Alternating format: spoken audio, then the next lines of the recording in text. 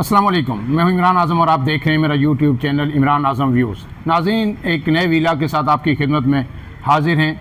आज जो supreme court का आइनी बेंच है उसमें एक आम मुकदमे की समाअत हुई है। वो मुकदमा ये था कि जो सिविलियंस का ट्रायल फ़ौजी अदालतों में हो रहा है उसके फ़ैसले के हवाले से, उस ट्रायल को रोकने के हवाले से जो दरख्वास्तें थी वो आई थी और 7 रुकनी जो आइनी बेंच है जस्टिस अमीनुद्दीन की सरबराही में, उसने आज इन दरख्वास्तों की समाअत की। उसमें जो इस्तदा थी साबिक़ चीफ जस्टिस जवाद ख्वाजा की, उन्होंने ये कहा है कि जब तक 26वीं आइनी तरमीम का फ़ैसला नहीं हो जाता तो इन केसेस को ना सुना जाए। तो उसमें जो आइनी बेंच है उसने आम रिमार्क्स भी उसमें सामने आए और उन्होंने जो हुकूमत की दरख्वास्त थी उसको यकसर मुस्तरद कर दिया। अदील सरफराज हमारे साथ मौजूद हैं। अदील सरफराज साहब सीनियर रिपोर्टर हैं, सुप्रीम कोर्ट कवर कर रहे हैं। आज के इस केस को भी उन्होंने कवर किया। अदील सरफराज साहब, जो आप कह रहे थे कि सुप्रीम कोर्ट बड़ी ठंडी हो गई है, मुझे लग रहा है कि आज ये एक मतलब फिर गर्म हो गई है, क्योंकि जो रिमार्क्स आए हैं जो जजेस की जानिब से और जस्टिस मसरत हलाली हैं, उनका एक बड़ा अहम रिमार्क्स है और उन्होंने कहा है कि अगर हम ये जो है ना फ़ौजी अदालतों को ये केसेस का फ़ैसला करने का जो हमने रोक रखा है इख्तियार देते हैं, तो इसका मतलब है हमने फ़ौजी अदालतों का दायरा इख्तियार हमने तस्लीम कर लिया है। और दूसरी बात जो है, जस्टिस जवाद ख्वाजा साबिक़ चीफ जस्टिस है, जो आइनी अदालत है, उनको 20,000 रुपये का जुर्माना किया है और ये कहा है कि आपने गैर ज़रूरी दरख्वास्त दी है, आप हमारा टाइम ज़ाया कर रहे हैं, हम लोगों को फौरी रिलीफ देना चाहते हैं, इंसाफ देना चाहते हैं, लोग जेलों में पड़े हैं और आपको ख्याल ही कोई नहीं है और आप जो है ना हमारा जो टाइम ज़ाया कर रहे हैं। क्या कहेंगे इस सब पे, क्या हो रहा है? सर देखें, सुप्रीम कोर्ट ऑफ पाकिस्तान ना अब अहमियत तो इख्तियार नहीं कर सकती जब तक 26वीं आइनी तरमीम मौजूद है। सुप्रीम कोर्ट ऑफ पाकिस्तान अब एक मातहत महकमा ही रह चुका है हुकूमत का। जहाँ तक ताल्लुक़ है इन जजेस साहिबान का और जो साबिक़ चीफ जस्टिस जवाद ख्वाजा साहब को आज 20,000 रुपये का जुर्माना आयद किया गया है, बेसिकली वो क्या कह रहे थे? वो यही कह रहे थे कि 26वीं आइनी तरमीम, जिसके नतीजे में एक जुडिशल कमीशन तश्कील पाया, उस जुडिशल कमीशन ने इस आइनी बेंच को तश्कील दिया। ये आइनी बेंच तब तक मुकदमात की समाअत न करे जब तक 26वीं आइनी तरमीम की अपनी कॉन्स्टिट्यूशनल वैलिडिटी डिसाइड नहीं हो जाती। तो उनका जो पॉइंट ऑफ व्यू है वो बड़ा वैलिड है और ये पॉइंट ऑफ व्यू सिर्फ उनका नहीं है, मौजूदा सीनियर प्लेनरी जज of the supreme court justice Mansoor Ali Shah साहब का भी यही नुक्ता नज़र है। वो 2 मुख्तलिफ खतूत लिख चुके हैं और वो ये चीफ जस्टिस को या अफरीदी को, या अफरीदी साहब को, जुडिशल कमीशन को, कि भाई हमें सबसे पहले 26वीं आइनी तरमीम का फेट डिसाइड करना है, उसके बाद ही फिर आगे चलकर देखा जा सकता है। ये बात बिल्कुल दुरुस्त है कि आज अगर जो फ़ौजी अदालतों का फ़ैसला ये आइनी बेंच कर देता है और कल को ये आइनी बेंच ही अनकॉन्स्टिट्यूशनल डिक्लेयर करार दिया जाता है, तो इसका मतलब ये नहीं होगा कि सुप्रीम कोर्ट का फैसला ख़त्म हो जाएगा। सुप्रीम कोर्ट के फैसले जो होते हैं वो प्रोटेक्टेड होते हैं। जस्टिस मोहम्मद अली जो मज़हर हैं, उन्होंने कहा है कि इनको तहफ़्फ़ुज़ हासिल होगा, बात उठी है, माजी में भी ये हो चुका है। इफ्तिखार मोहम्मद चौधरी साहब के दौर में एमरजेंसी वाला जब केस, क्योंकि आपको याद होगा जो डोगर साहब थे चीफ जस्टिस रहे थे तकरीबन 1.5-2 साल, उनके फैसले प्रोटेक्टेड रहे हैं। उनके फैसले तो कम अज़ कम, हालांकि उनकी जो अपॉइंटमेंट थी उसको अनकॉन्स्टिट्यूशनल करार दे दिया गया था, लेकिन उनके फैसले जो उन्होंने एज जज ऑफ द सुप्रीम कोर्ट दिए थे वो ठीक थे। वजह यह है सर, यहाँ पर अब सूरत हाल, जस्टिस मंसूर अली शाह ये कहते हैं कि ये बड़ा एम्बैरेसिंग हो जाएगा हमारे लिए एज जज, एज सुप्रीम कोर्ट, और दूसरा ये हमारी अदलिया को कमज़ोर करेगा। हमारी अदलिया जो है वो वीकन होगी इससे कि भाई हम एक ऐसे बेंच से फैसले ले रहे हैं जिसकी अपनी कॉन्स्टिट्यूशनल वैलिडिटी अभी तक डिसाइड नहीं। उन्होंने मेरे ख्याल में ये कहा था कि फुल कोर्ट बनाया जाए इन समाअत के लिए, सुनने के लिए। वो फुल कोर्ट तो अब खैर बन ही रहा है। अब यहाँ पर सूरत हाल ये है कि आज justice Aminuddin Khan, justice Jamal Mandokhel, justice Mohammad Ali Mazhar, दीगर जो कुल मिलाकर 7 जजेज़ हैं, इन सब ने अपने ही साबिक़ चीफ जस्टिस को 20,000 रुपये का जुर्माना आयद कर दिया है, जो कि मेरे ख्याल से इंतहाई गैर ज़रूरी इकदाम है। इसकी कोई ज़रूरत नहीं थी। वो जो एप्लीकेशन दे रहे हैं, आपने अगर नहीं सुननी आप ना सुने, मुस्तरद कर दें, उसको मुस्तरद कर दें, बट ये कोई तरीका नहीं है। आप क्या पैगाम देना चाह रहे हैं? ये तो मुतलकुल अनानियत एक तरह से मुझे नज़र आई है आज इस बेंच के अंदर। और जिस तरह आपने बाद अज़ां आपके हाथ में तमाम तर टिकर्स भी मौजूद हैं जो आज रिपोर्ट हुआ है ये केस। आपको याद होगा हफीजुल्लाह खान न्याजी, जिनके साहबजादे हैं हसन न्याजी, इमरान खान साहब के भांजे। हाँ, उन्होंने आपको इंटरप्ट करूंगा। हाँ, वो हैं। और जो उन्होंने हफीजुल्लाह न्याजी साहब ने जो इस्तरा की वो मैं पढ़ देता हूँ कि मेरा बेटा 1.5 साल से फौजी तवील में है। सुप्रीम कोर्ट के गुज़श्ता साल के हुक्म के तहत 85 मुलजमान का जुडिशल रिमांड दिया गया। तवील तरीन रिमांड के खिलाफ हाई कोर्ट जा सकता हूँ, ना किसी अदालत मेरे बेटे को सज़ा सुना दें या उसे जेल भेजने का हुक्म दें। तो अदालत ने हफीजुल्लाह नियाजी की मुलजमान को जेलों में मुंतकिल करने की इस्ता न सिर्फ मुस्तरद की बल्कि उनकी सरजनिश भी की अदालत ने कि आप चुप करके बैठ जाएं, क्या हम आपको ही बोलने दें और कोई नहीं बोलेगा। तो उनकी सरजनिश कर दी है। तो और साथ ये भी बयाना कह रहे हैं कि हमने जल्दी इंसाफ करना है। देखिए बात यह है कि 1 साल से ज़ायद करसा हो चुका है, 1 साल से भी ज़ायद ये इंट्रा कोर्ट अपीलें सुप्रीम कोर्ट में आई हैं और जस्टिस अमीनुद्दीन खान शुरू से इस बेंच का हिस्सा है। पहले सरदार तारिक साहब थे, उसके बाद जस्टिस अमीन साहब थे बेंच के सरबरा। क्यों कर समात के लिए मुकर्रर नहीं हुआ? 26वीं आईनी तरमीम तो बहुत बाद में आई है।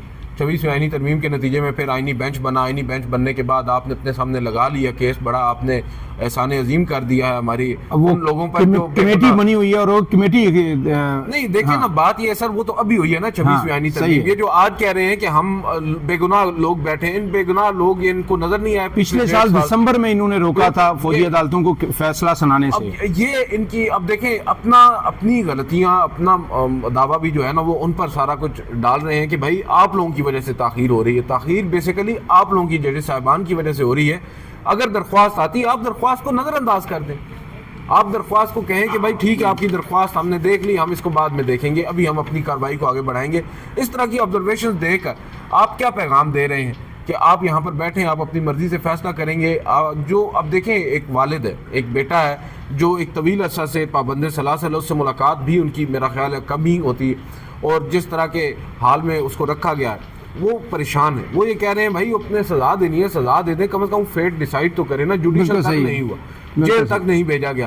तो अब यहाँ पर आकर आज सरदार इमरान आज़म साहब, अभी बात हो रही थी कि ये सुप्रीम कोर्ट क्या करेगी, 7 रुकनी आईनी बेंच क्या करेगा फौजी अदालतों में सिविलियंस के ट्रायल को। भाई अगर आज वो ये कह देते हैं ना, ये आईनी बेंच कह देता है कि सिविलियंस का फौजी अदालतों में ट्रायल नहीं होगा, बेसिकली तो वो 3 शिक्के हैं ना, 21D, 21D2 और गालबन 49, इनको जो ख़त्म किया था 5 रुकनी लार्जर बेंच ने जाजुल हसन साहब की सरबराही में, जस्टिस मुनीब का वो फैसला है, उसको अगर वो बहाल कर दें और फौजियों का सिविलियंस अदालतों में, सिविलियंस का फौजी अदालतों में ट्रायल रोक दें तो क्या होगा?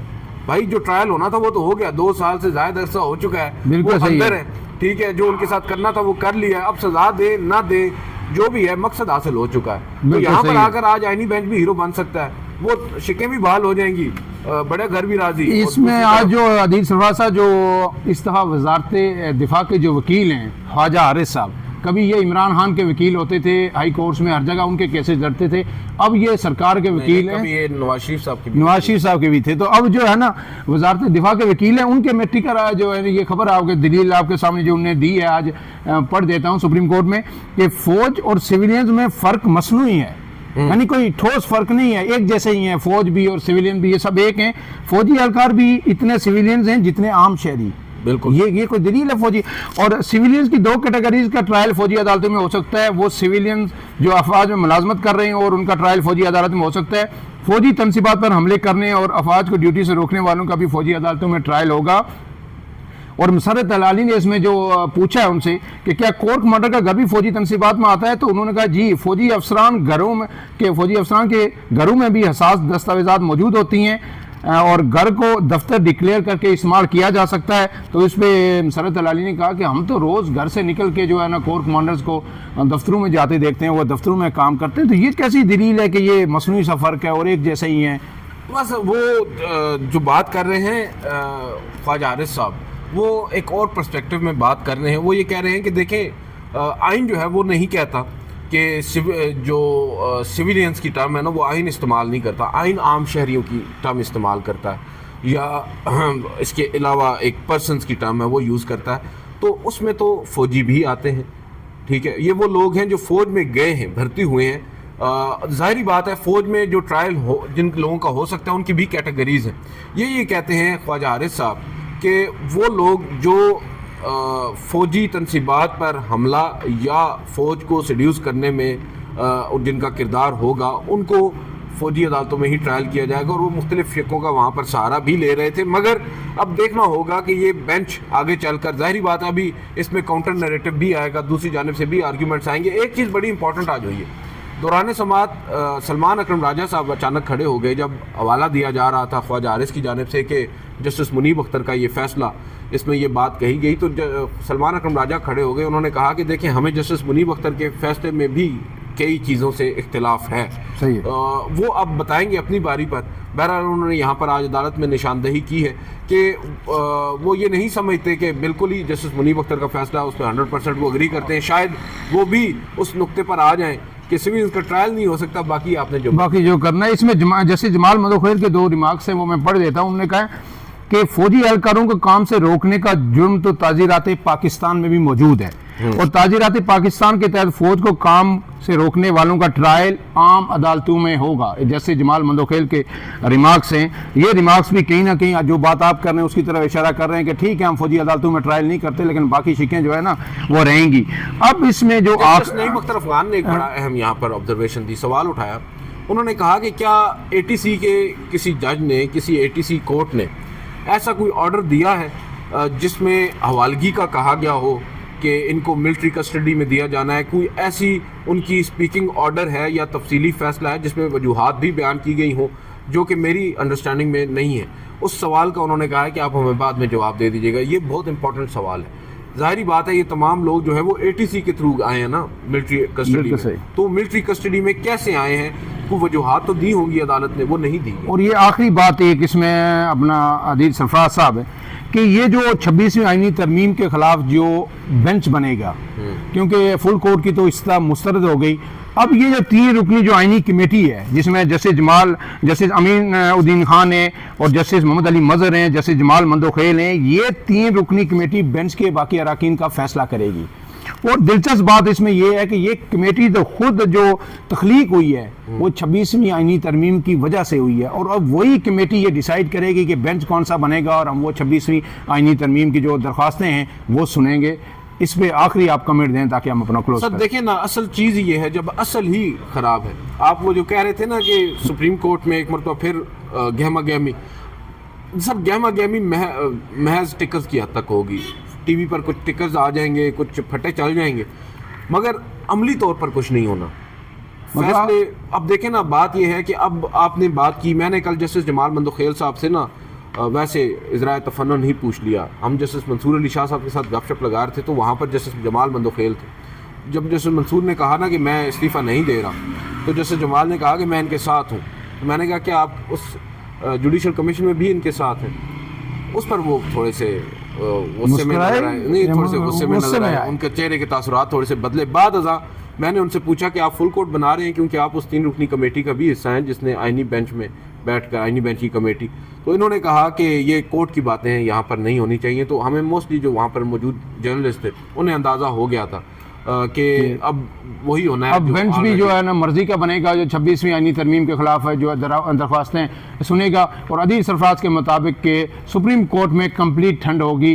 कोई अब उस तरह के जो बड़े बड़े टिक्कर और जो चीफ जस्टिस इफ्तार चौधरी के दौर में एक गर्मा गर्मी शुरू हुई थी, फिर हर चीफ जस्टिस के दौर में सुप्रीम कोर्ट गर्म रहा। इफ्तार चौधरी जो कहते थे कि जी क्यों ना आपको जेल में भेज दिया जाए, हर वो उनका रिमार्क्स दूसरी समात में यही होते थे। फिर उसके बाद हमने देखा कि सुप्रीम कोर्ट ने डैम बनाने की भी कोशिश की और उसके बाद फिर क्या कुछ नहीं हुआ, आपने सब देखा। मज़ीद अपडेट्स तक अपने मेज़बान इमरान आज़म को इजाज़त दीजिए। अल्लाह हाफ़िज़।